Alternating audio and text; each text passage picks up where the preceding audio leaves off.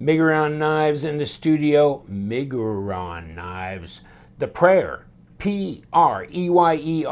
That's the model. This is the brand. It's brand new.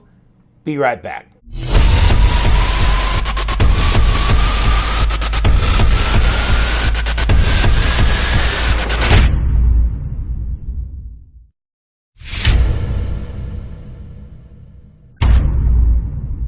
And here we go, we're off-roading it. No, it's not another Spyderco, another Benchmade, another this, that, establishment stuff. We're going off-road, outside the lines, into crazy land. And it's fun just to kind of explore and see what's out there. And I was contacted by, his name is Sam, and he is starting this knife brand, and he is going to do original designs. This is an original design. And he sent this to me. I sent it in for testing because he wanted to make sure it was the real deal. S35VN titanium. And there it says S35VN. These are numbered here. 87 of 90 on this one, so I got a fairly high number. Flipper, multi-row ceramic bearings. I'll show you that. I took it apart. It came apart and went together like a machine. Look at this. The screws on the back are nice machine screws, and I just unscrewed this, and this, and it just came apart, just like easy, super easy. It's a big knife. It's a heavy knife. So it may not be your knife, but if you like big, heavy knives, and it's like 7.8 ounces. Actually, I carried it last night. Actually slid right in. Pocket clip worked well. Came back out, no problem. And you know what? Didn't even know I had it in my pocket. And I guess you can get this on Knife Joker. Okay, and so this is listed on his, I'll give you the link to this on Knife Joker. He's got a lot of different brands he does, and so he's selling this as well. You know, about a 4-inch blade, 9 inches overall. Big knife, like I said. What does it cost? 169 bucks. Limited numbered first run, 90 pieces were made in stock. There you go. So there will be obviously other models other than the Prayer coming out in the future, but there you go, full titanium, you know, frame lock flipper, 5mm thick blade stock. Keep that in mind.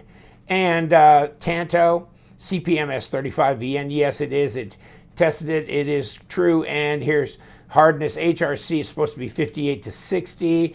How did that do? We will tell you here in a second. And made in China, all that. Okay. Have you seen enough of that? This actions. It's almost follows you around too quick. It's almost a little on the guillotine side, which I guess you can just tighten that pivot up if you want. I'm okay with the way it is. I like it just kind of drop and follow me around. That's fine. Centered up, no blade play, no lock rock, pretty solid knife. The grind is pretty straightforward on this. It's nobody's doing any magical things there necessarily. So it's kind of, but I mean, they're doing contouring in here, and they're doing a lot. There's a lot of traction going on in here. There really is. And there's a cutaway here and here. M for the Miguron. That's grabby. You might, I mean, it depends on how sensitive you are to that. Pretty much I got so many calluses on everything around here. It's a good way to work my calluses off, because this will definitely washboard them off. This is a little raw here when you feel that M. So I don't know how they could have really rounded or hit these little teeny corners there, but you probably could with a Dremel if you wanted to smooth them down. Other than that, the fit and the finish is really good. Like I said, it came apart, went back together like a machine. really, really easily. Very strange in that respect, but all number 8s here, and then these just push all the way through. Well, hold on. Then we'll play with the knife a little bit. Yes, came back from testing. It's a 59.7 HRC, and yes, it's S35VN. And you can look, and you can see the chromium, vanadium, the different elements in there. Okay? So it's the real deal, Holyfield. Also tested the scales. They are TI-64, so if he's saying that, yes, it actually read as a TI-64 because they have that in their software suite. And there you go. Here's your titanium and your other metals in here. And like I said, I took it apart. There it is. Multi-row ceramic bearings. There's your washers. Obviously, this has been weight relieved inside of both of the scales. Thank God, because it's almost 8 ounces the way it is. These two, of course, push through from the front, like I was saying. Okay, and then the screws from the back. I didn't take the pocket clip off. Then the screws from the back here, and then there's your pivot tube. You can see it's flat, and you can see that's flat. So in that case, you won't turn the pivot trying to unscrew this screw. No, because that won't turn, which is great. There's your back spacer, slides right in through. These go right through it, and the screws on the other side. It's really super simple. And I guess this other one, I was just trying to show the flattened pivot tube and that, and just another picture for your information. Bam, opens up. Detent is pretty soft. Come on.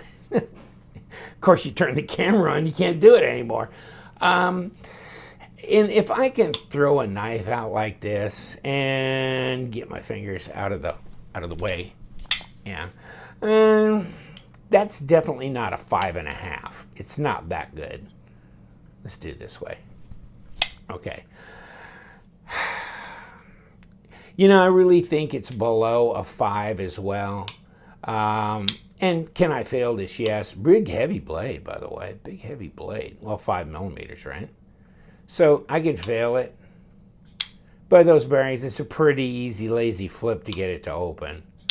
It's pretty smooth in that respect. And the blade's so heavy, once it starts in motion, it's going to keep going.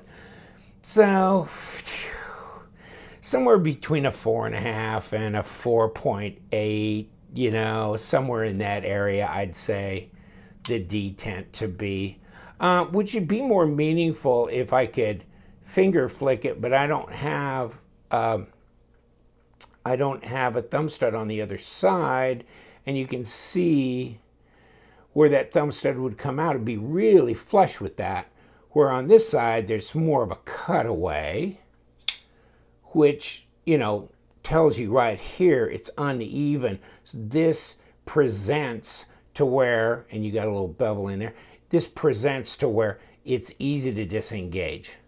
So it's easy to disengage. Okay? Just an FYI there. And ergos, pretty good, but you can pretty much tell that by looking at this front choil, palm swelling out. It doesn't, narrow out here. It stays comfortable in the hand pretty much all the way through. You've got a front choil here for sharpening, possibly for choking up. You'd need to be careful with that as well.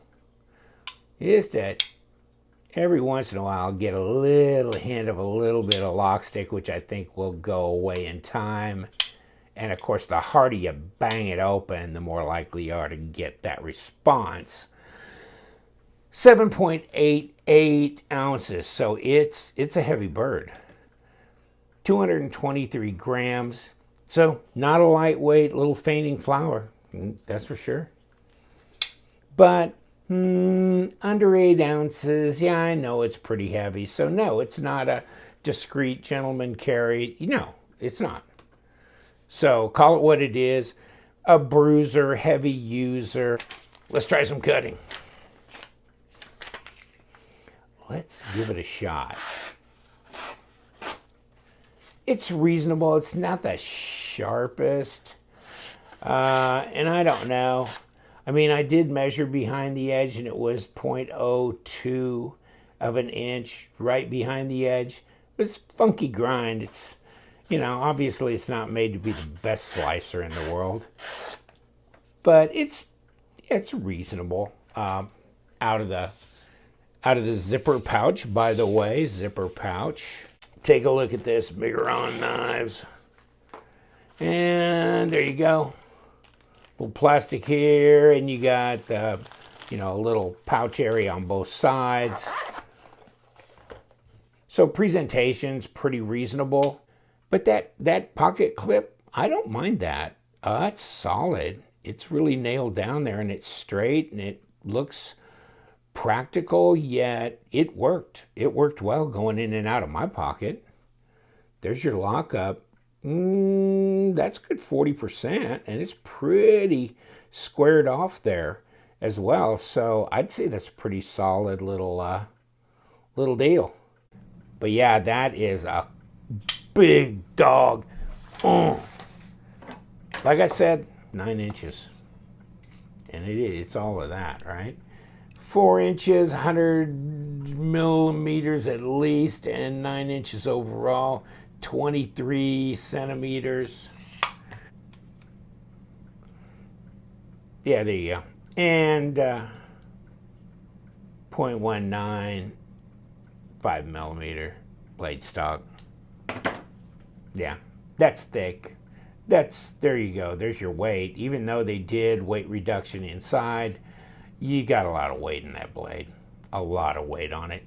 It'd have been nice if they would have had ambidextrous thumb studs, and my problem is it's a little funky for me to try and, where this is placed, I wish it would have been placed a little closer in, a little further towards the pivot area and maybe out a bit, because it's a little tough to get behind and then not get my fingers, and I flipped it out there, but it's not my preferred way of opening this knife. But see my fingers here? I'm pressing on that damn lock bar when I'm doing this, see? And that's defeating what I'm trying to do. So, nah, it's okay. It'll do it that way, but it's not as intuitive as a lot of knives. But the flipper tab, oh yeah, no problem. Bang, go. And, of course, gravity flip, yes, you could do that too, either way. So you can gravity flip it, you could flipper tab, or you could thumb stud this, but see, yeah, it's not as intuitive. I guess that's my only bitch and moan, other than the fact that, I don't know, the design is was kind of interesting when I first saw the knife. It's not a lust design for me. It's a big, heavy dog and might be a good user. And so this is really dependent on your own personal tastes, whether you like it or not. It's kind of middle ground. It's not something I find unattractive, but it's not something that just blows my mind. So it's kind of in there. I might, you know, as I carry it more, I might warm up to it even more, because it did carry really well. Yeah. Pretty cool. All right, Miguron knives. I'll give you the link. You can go to the site. It's a USA seller, and he's got other brands and stuff, so at least you can get your knife there. And go for it. Let me know if you get one of these, what you think of it, because I like getting feedback from people that buy these knives. And you know what we do around here, right? We do. We love them knives, so you guys stay sharp.